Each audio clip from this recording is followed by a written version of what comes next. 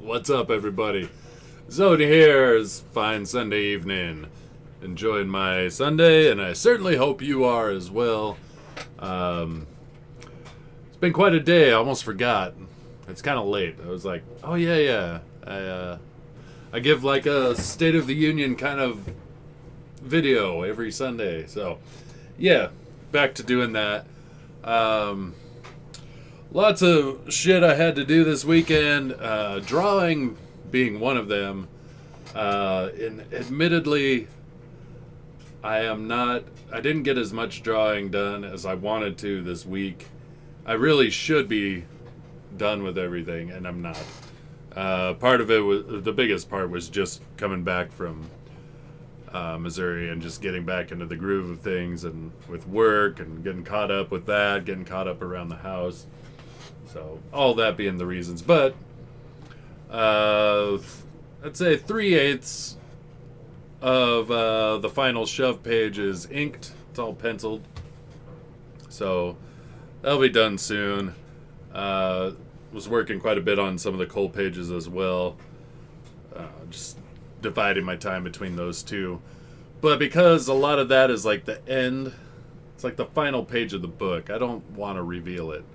As much as I freely revealed so many pages, I'm like, this is one I kind of want to keep, because it is kind of like a boom, here's the end kind of moment. You don't want that. So, yeah, we'll keep that one under wraps. It's really cool. It's a fun ending.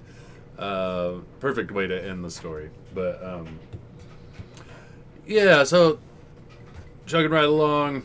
This final page, it's got Vidon, the Beholder, showing his ugly mug once more. I'm kind of dubbing it Vidon Comes to Dinner. That's the final page. And if you don't know, Vidon the Beholder is the narrator of this is page 82 that I'm working on, which is the final page of my 82-page horror anthology graphic novel, Unconditional Shove. And Vidon the Beholder is like a interdimensional watcher type character who sees many scenarios and stories play out all across the verse, and brings us the ones that he thinks my crowd would find most entertaining. And apparently he thinks we would find monster stories the most entertaining. So a lot of monster stories. But yeah, this Sunday. And what I'm drinking tonight is I just picked this up. I know I've had it before. This is Pendleton whiskey. But I think every time I've had it, it's been at a bar where, somebody says, "You like Pendleton?" I'm like, I think so. I think I've had it somewhere. If you have it at a bar, you don't remember. So, but as far as I remembered, I thought I liked it, and it's not bad. It's not bourbon. It's a Canadian whiskey. So the flavor's different. It's not what probably not gonna buy it again, but it's not bad. It's just that I like bourbon.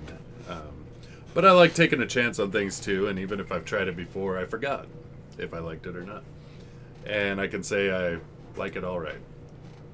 It's not the worst. It's better than the banana stuff with the chimp on it, which wasn't that bad either. It just, again, wasn't what I wanted. Yeah, so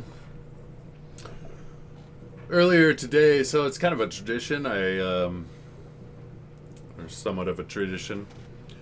At least one time during a weekend, I'll try to go out and have a nice meal just by myself, which I know it kind of looks a little weird, but, I've actually met people that are like, you can't go to a restaurant by yourself? That's crazy. I'm like, whatever, I do it all the time.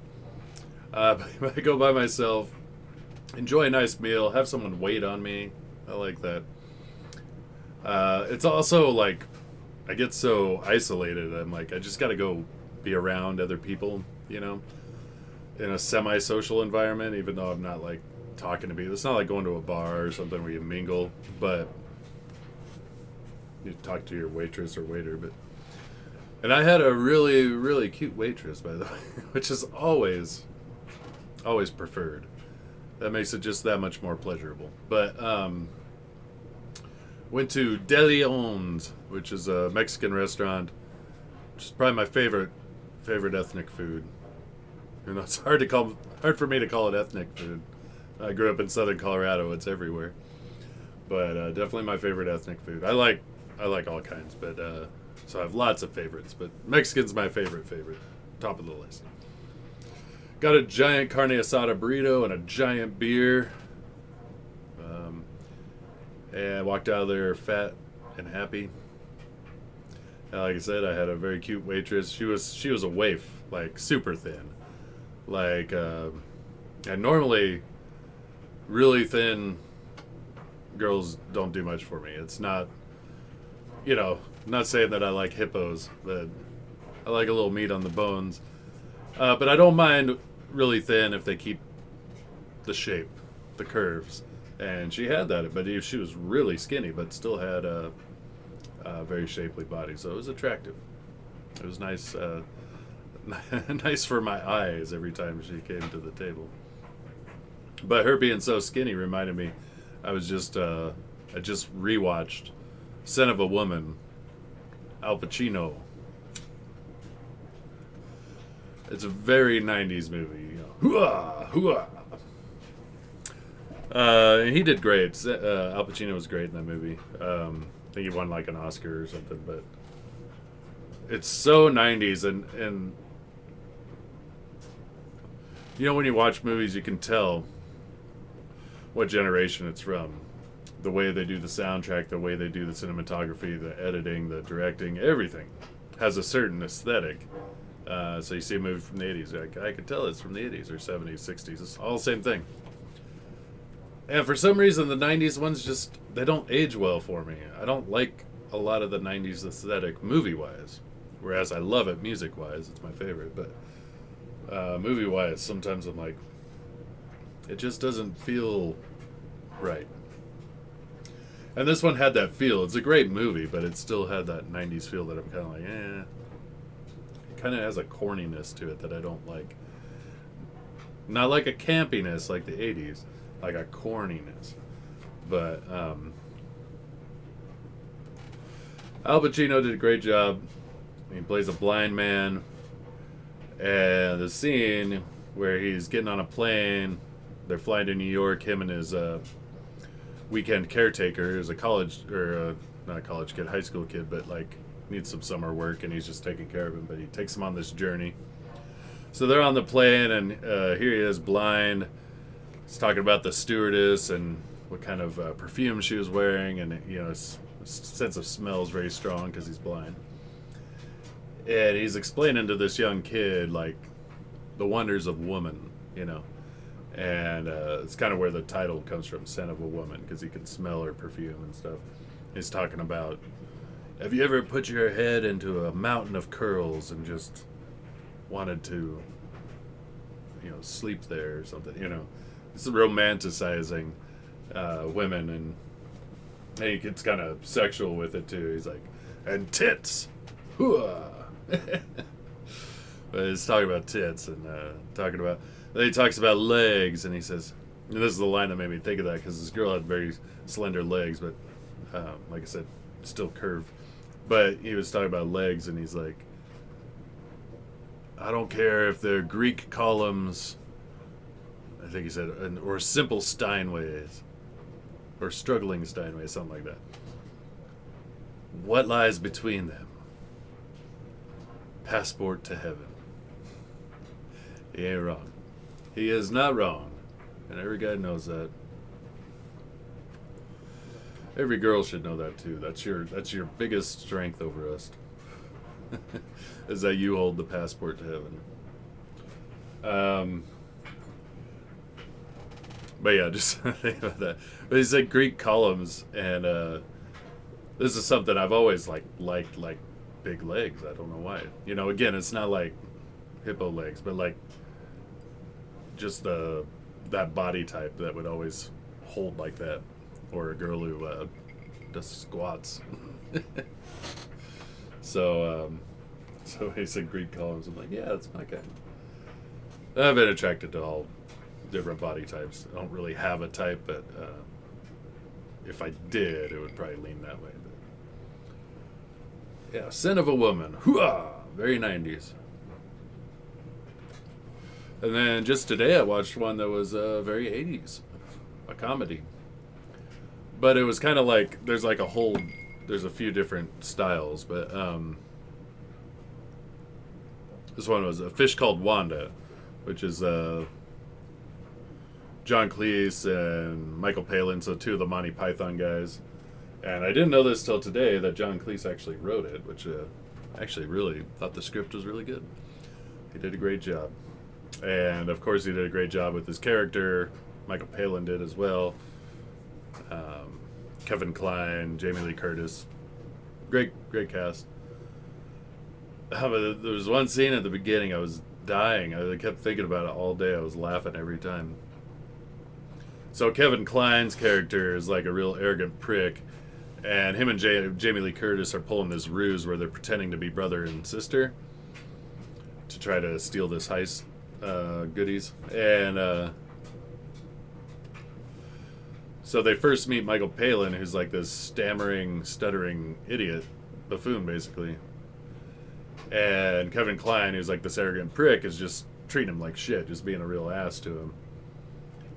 And Jamie Lee Curtis comes up later. She's like, oh, I'm sorry about my brother. You know, I know he can come off like a prick, but he had a really hard life. Our dad used to beat him up. And then she kind of walks off. Michael Palin just looks off to the distance and he goes, good. And I laugh at that line so much. Our dad used to beat him when he was a kid. Good. And it cracked me up, and it got me thinking, because this is something I've seen from what I would call the unhinged ideologues, people who've lost their soul, their personality, their critical thinking, their ability to reason, to their ideology, which is very sad when it happens. It's disgusting. But it's happened a lot lately. It's happened forever throughout time. And it sucks when it's people that you really respect. And you really used to respect their opinions, and then all of a sudden you're just a mouthpiece for your ideology. You lost your soul. Your critical reasoning went out the window. But I think of that line where he's like, he encounters somebody he's disagreeable with. He does not like. He's a prick. And here's that he was abused as a child, and he goes, good. Now again, that's for laughs, and it was funny, and like I said, I was laughing about that line all day. It just cracked me up. Good. But it made me think that I've actually seen that where these unhinged ideologue people, woke, whatever you want to call them, they're so far gone that they will celebrate something evil like that, as long as the person is at odds with their line of thinking.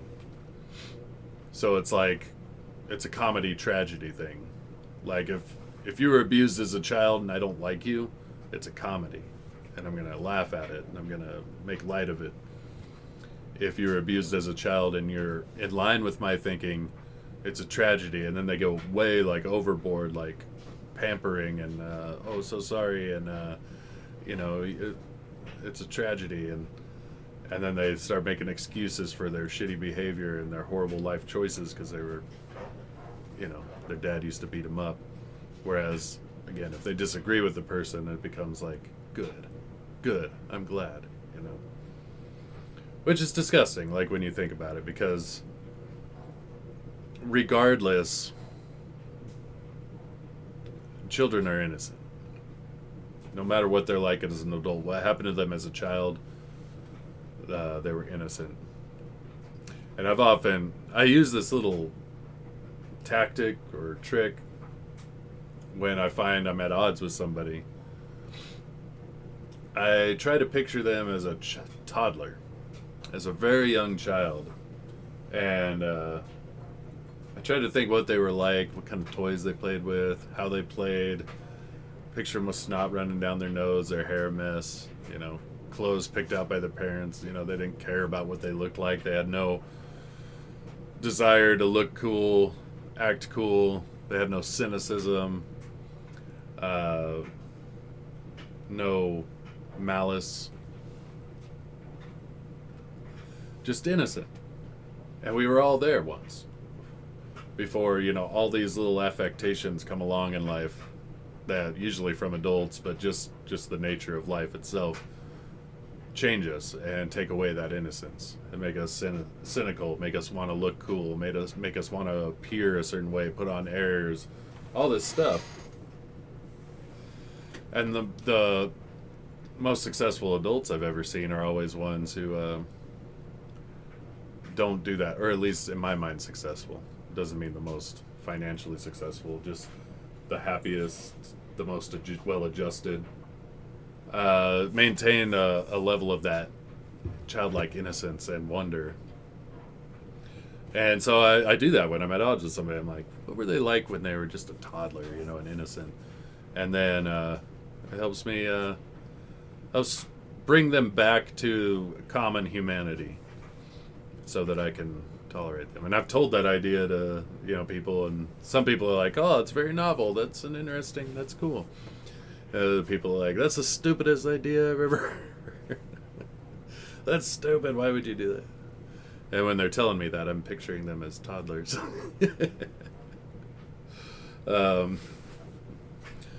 But it works. It's that childlike, and having kids now.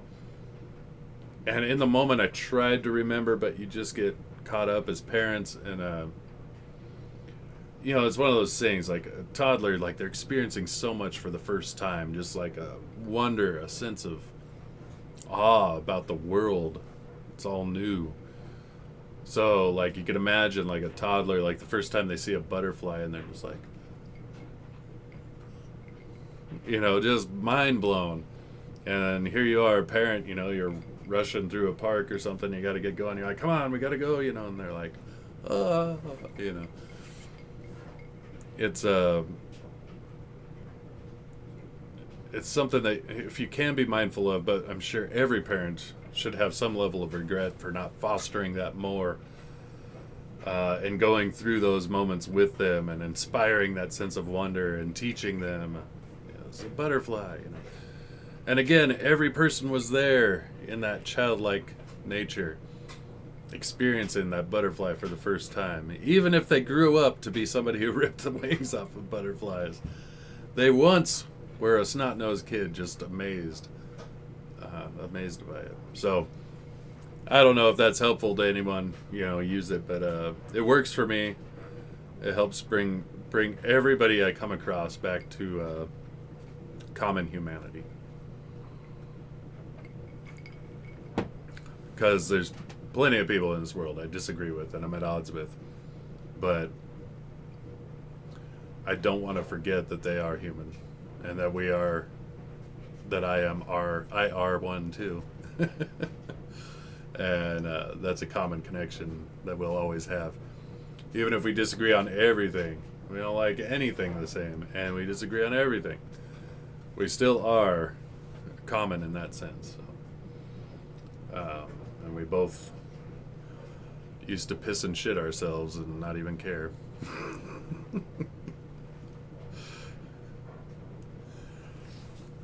Let's see what else. So yeah, I don't know. Get to my motivational moment, because that's a good segue. Because I was thinking about that as parents, like getting caught up and forgetting to kind of cherish those moments and like really be in the moment. But even if you're around adults, whatever situation, I mean, any situation, every moment, even me making this video, every moment, you never get back. Like, once the moment's gone, it's gone. So time is just, like, it's obviously always going. But like to capture a moment is like trying to catch steam, you know. You try to grab a handful, it's gone. And so try to cherish this moment, especially with the ones you love, especially with children, which is why, you know, this upcoming move to Missouri, you know, I can't wait. You know, I thought I did a pretty good job with my daughters when they were young, but I still have. I wish I could go back and just do more of that wonder building. But now that they're cynical teachers, teenagers, not teachers, they're kind of teachers. But now that they're cynical teenagers, I have to still foster that in them. I could never let that die. Like I said, the most well-adjusted people I know never lose that. And it's just one of those things. Be in the moment. Enjoy the moments, and even if they're crazy and not how you planned, that's actually better. That's how the memories are made. Like, went camping with my girls many times. The times where everything went great and we had a blast were great, and they still remember those. But when we're sitting around rehashing memories, they always bring up the ones where everything went wrong, and they felt like there was no hope. We were going to die in the woods. Those are the ones I remember the most.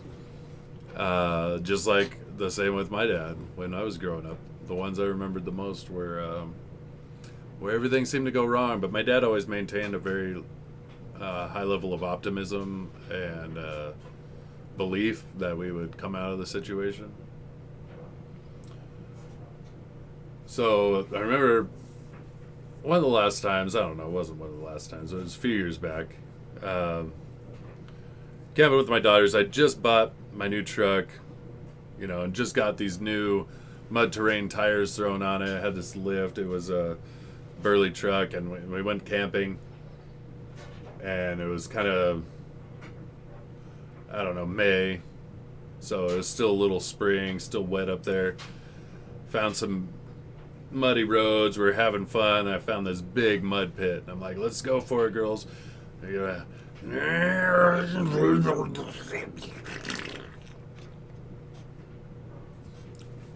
Oh, we're stuck in the mud pit, and we were probably 4 miles from the nearest person, at least.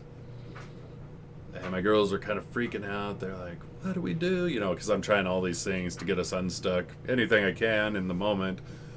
You know, putting full lodgepole trees down in there to try to get some kind of traction. Rocks in the mud. And as I'm reaching down there in the mud, realizing just how deep that really was and how stuck I really was. I'm probably not getting out of here without some help. It was like heat of the day. They had some water bottles, but they were getting pretty low. And we had to go hiking. I said, we gotta either find somebody who has a capable vehicle, hopefully a winch, or find some self-service and phone a friend, or just keep walking until we find civilization and leave the truck there for a bit till we can get it out. And yeah, the girls were a little freaked out. And I was like, guys, this is the fun, this is the joy. I kept making that positivity. Well, after hours upon hours, you know, I ended up getting some cell service, and I called a buddy. Rest in peace, one of my very favorite people I've ever met in life, Brent Campbell, who unfortunately passed away way too young. But he was a guy who enjoyed the moment. He really lived in the moment and taught me that very much. He was younger than me, but he taught me a lot. He was a really, really good friend. A wonderful human. I miss him dearly. Anyway, I was able to get a hold of him. I'm like, hey, you know that truck I just bought? We had some fun, but you think you can help? And then I had to give him my coordinates. I'm like, but luckily he knew the area. We've all camped there before. And so I was like, yeah, right around this bend and right before you go over this bridge, and I'm up over here. But it took him a long time to get there because we were pretty far out. And so we're just sitting around, and telling the girls, it'll be fine, it'll be fine. So anyway, he got there, but he didn't bring his truck. He brought his little Xterra. I don't know why he didn't bring his truck. But he did bring his winch, which was much more important. That did fine. So after some head scratching, we figured out how to winch it, because it was out in the middle of a meadow, so there wasn't really no trees around to winch onto. And then his Xterra was not really, much to pull out a 3/4 ton truck, but we got it out, and the girls were shouting for joy. Yay! Happiest moment ever. And it's like, it's only so happy because we went through the hell. And then got it unstuck, and then Brent pulls me aside. He goes, my laundry's... Brent pulls me aside and he goes, "Hey, would you pull me out if I take a run at it?" I'm like, "Yeah, of course." So he took his little Xterra, and my daughters didn't know what was going on. They just saw him get in his car, and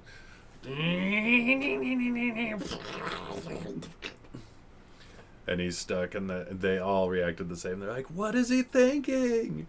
We just got free from the mud pit hell, and he went in voluntarily." And I was like, that's the fun, girls. We're gonna pull him out. Like, it's a lot easier with both of us around, and his friend Ken, also another awesome dude. My truck easily pulled his Xterra out, but didn't need the winch. But it was just funny for them, and then we went back and got back to camp and just reminisced about our crazy day. Got the truck back. Had a lot of mud all over it, all along the entire undercarriage was just caked. But it was fun. It was an experience. But the whole point being, like, in the moment, you think it's so bad. You think nothing's going according to plan. It's like Griswold's, Why are those movies entertaining? They're entertaining because nothing went right. Like, a family going on vacation is not entertaining. A family going on vacation where everything goes wrong, that's entertaining.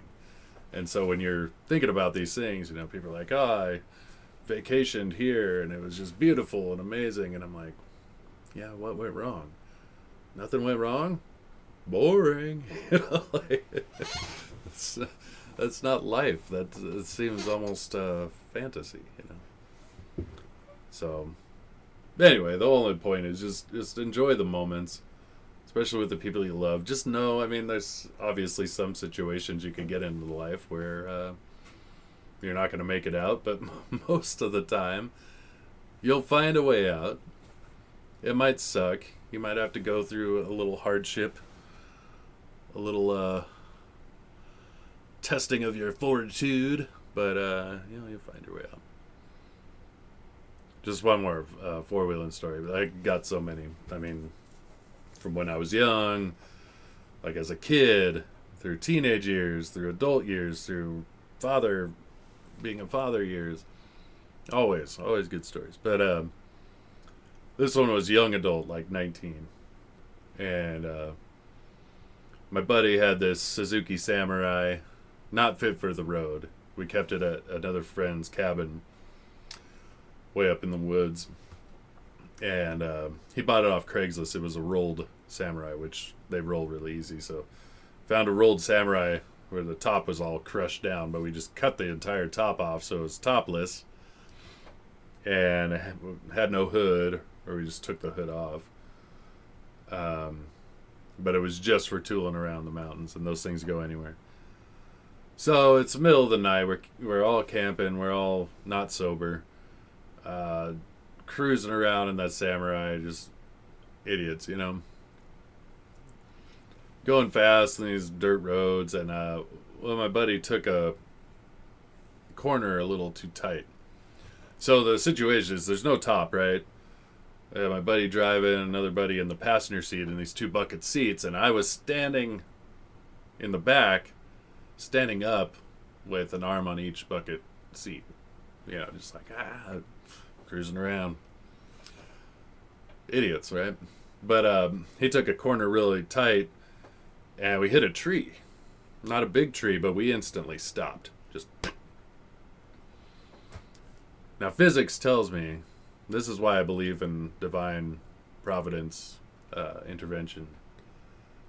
Not the only reason, but one of many. We hit that tree probably 25, 30 miles an hour, and an instant stop. Just bam! Just stopped. Now I'm standing up. There's no top, there's no windshield. Like, we didn't even have a windshield. It was just nothing. Just seats. If physics tells me, with that kind of momentum, to come to a complete stop, my momentum will keep going, and I should have went flying at roughly 20 miles an hour, 15 miles an hour, whatever it would do. I should have went flying. And I remember, like, my feet hopped. I remember that. And I was holding on to these bucket seats, but I didn't really go forward.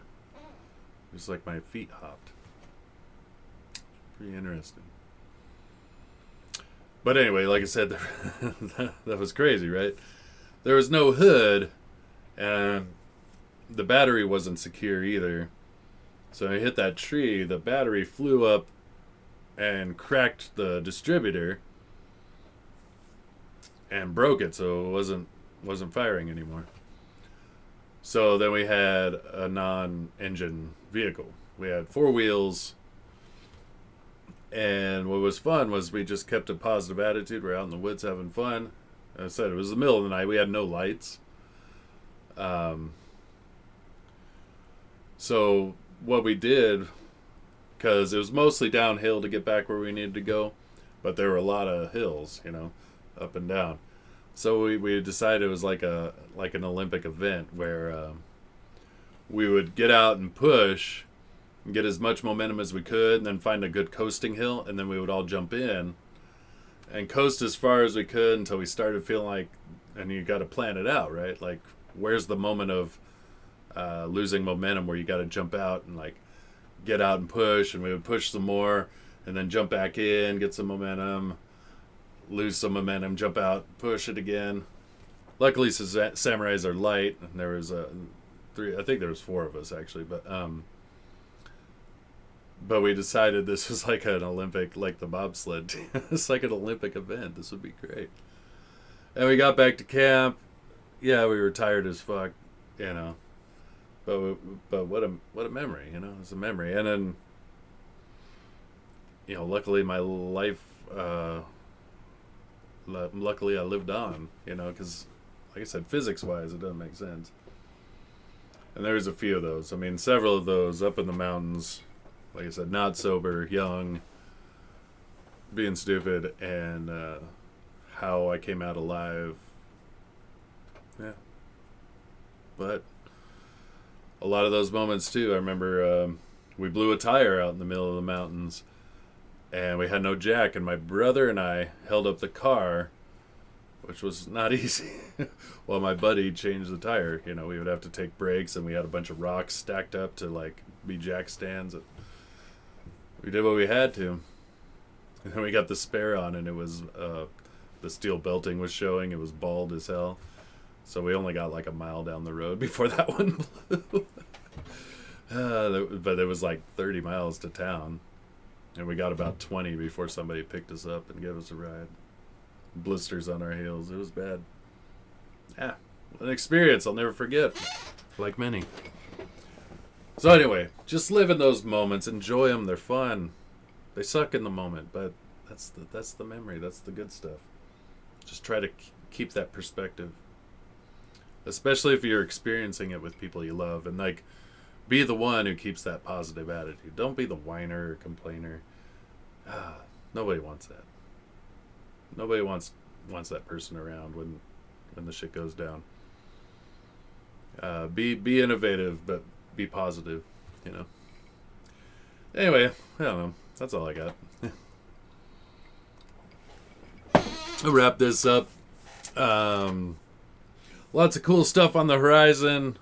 James, I've talked about it a bit. I probably should have talked about it more, but it's running long, and I'm gonna just wrap it up. Um, as far as channel content, more driving and singing videos. Expect some more rock stuff. I want to do some more Sabbath. I did changes, but that's so much a ballad. But I wanted to do more rock stuff. I'll still sprinkle in all the oldies and everything too. But that's easy content. All I do, because I'd be doing it whether I had a camera on or not. I just drive and sing. So I'm like, it's easy. Just record myself. I got commute all the time. I'm always driving. I'm always singing. I want to do more of the narrations, but they do take more time. Because that Telltale Heart one I did, that was one take. But what you don't know is the 10 takes before where I would get 3/4 of the way through and fuck up one word and go, damn it. Let's start all over again. But that's how it goes. If you're going to do it in a single take. So I say it's a single take, but it was like 10 takes to get a single take. But anyway, I want to do more of those. We'll see how it goes. Really more focus, especially this coming week, because I did kind of slack off this last week on getting these pages done. So very close to having all the artwork done for Unconditional Shove. It's very exciting.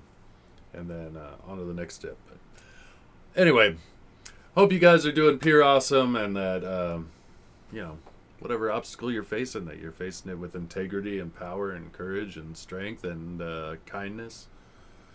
And remember to be in the moment and keep the positivity. So anyway, until next time, it's Odin here, and we'll see you.